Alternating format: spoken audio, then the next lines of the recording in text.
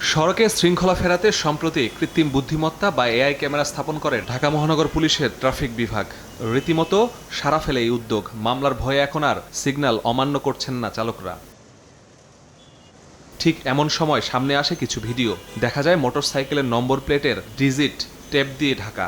সড়কে চলছে স্বাভাবিকভাবেই। সামাজিক মাধ্যমে মুহূর্তে ভাইরাল হয় সেই ভিডিও। নজরে আসার পর মাঠে নামে ডিএমপির কাউন্টার টেররিজম ইউনিট। শুরু হয় এআই ও সিসিটিভি ফুটেজ খোঁজা। নম্বর প্লেটের শেষ ডিজিট হিসেবে 999টি নম্বর ধরে চলে তদন্ত।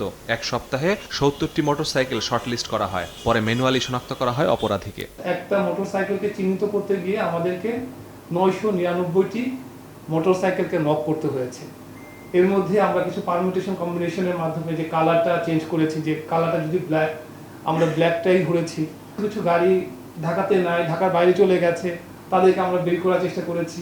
কিছু কিছু মানে মোটরসাইকেল সত্যিকার অর্থে ঢাকাতেই চলেছে কিনা সেই ব্যাপারে তাদের সিরিয়াল অ্যানালাইসিসগুলো করা হয়েছে। এরকম করে শেষ মুহূর্তে আমরা কমাতে কমাতে প্রায় 70-80টার মতো নেওয়া হয়েছে। 70-80টার না, আরও বেশি কমানো দেখা হয়েছিল। এবং তারপর হচ্ছে প্রত্যেকটা ব্যক্তির সাথে যোগাযোগ করা। এর মধ্যে আমাদের ব্যক্তির সাথে যোগাযোগ করতে হয়েছে, ভাই আপনার নাম্বার প্লেটের ছবিটা দেন। ভদ্রলোক সে তার নাম্বার প্লেটের সাথে, নাম্বার প্লেটের ডিজাইনের সাথে যখন মিলেছে এবং তার সাথে যে তার গতিবিধি যেটা আছে আমরা সেটাকেও পর্যালোচনা করেছি।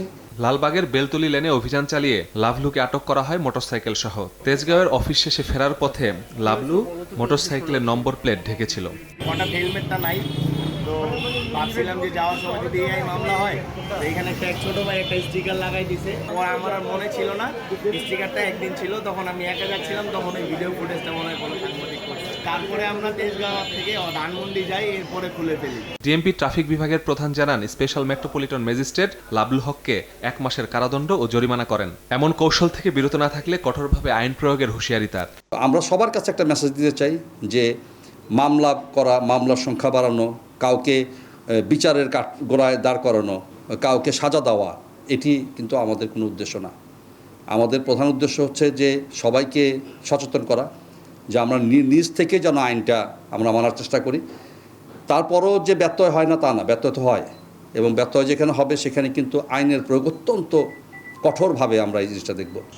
1 বছরের মধ্যে রাজধানীর শতাধিক পয়েন্টে এআই ক্যামেরা স্থাপনের পরিকল্পনার কথা জানিয়ে ট্রাফিক আইন না মানলেই মামলার মুখোমুখি করার হুঁশিয়ারি ট্রাফিক পুলিশের।